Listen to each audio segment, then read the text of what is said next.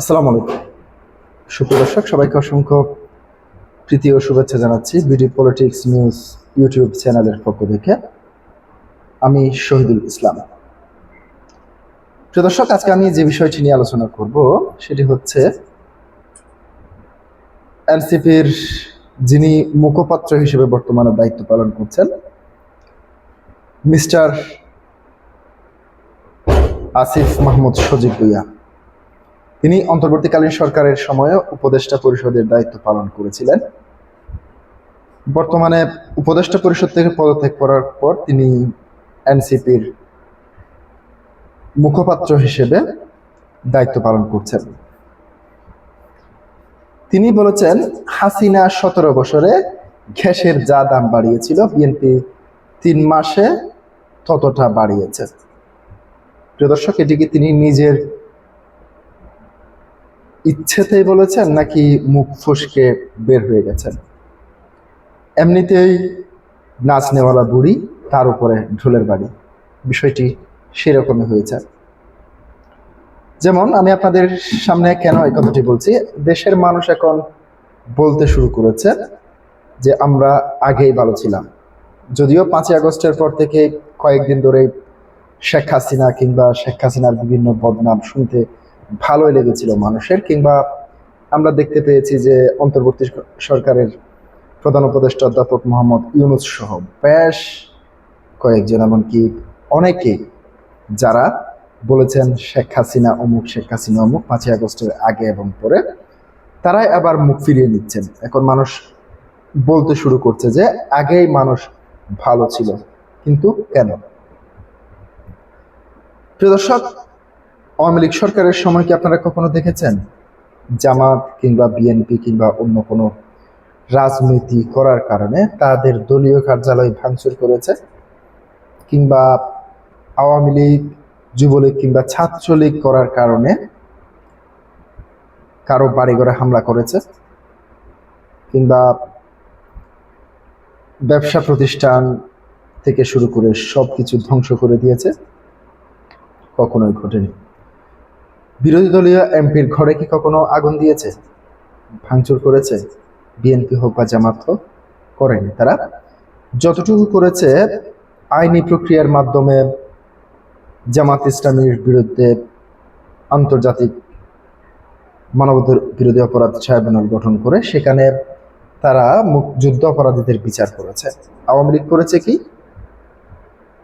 মুজিব হত্যার বিচার করেছে। আওয়ামী লীগ কখনো বিরোধী দলের নেতাদের বাড়িতে হামলা করেনি, ছাত্রদল যুবদলের বাড়িতে হামলা করেনি। হ্যাঁ, সেটি আমি অস্বীকার করছি না যে সরকারি ক্ষমতায় আসে সেই সরকারি বিরোধী দল কিংবা অপোজিশনে যারা থাকেন তাদের বিরুদ্ধে বিভিন্ন ধরনের মামলা দায়ের করে থাকেন আইনিভাবে, অর্থাৎ সে মামলাগুলিতে অনেকে রাজনৈতিক মামলা হয়ে থাকে, সেটা যে সরকারে আসে সে সরকারে করে পেশ করে।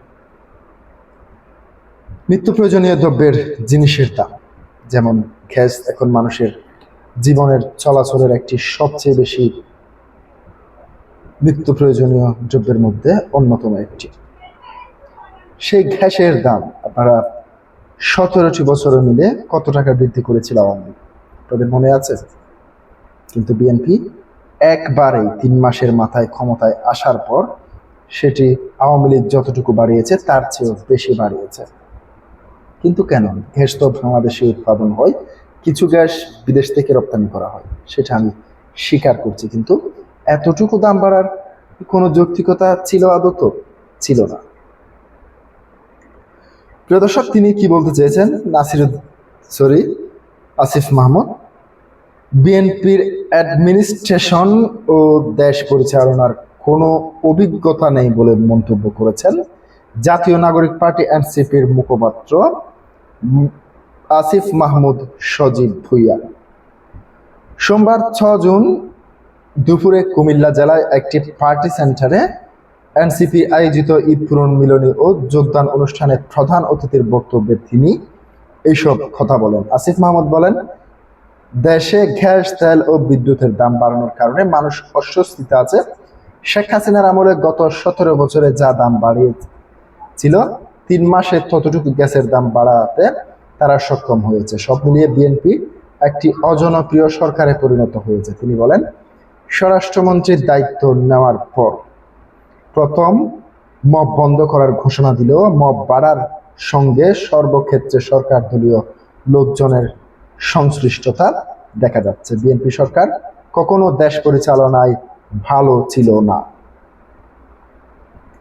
এনসিপির নেতা বলেন, যারা একটা ছায়া বাজেট দিতে পারে, তারা বাজেট প্রণয়ন করতে পারে, এই সব ক্ষমতা এনসিপির তৈরি হয়েছে। সাধারণ মানুষের পক্ষে কথা বলার কোনো ব্যক্তি বা দল নেই। দেশের মানুষের পক্ষে কথা বলার একমাত্র বিরোধী দলের ভূমিকায় আছে এনসিপি।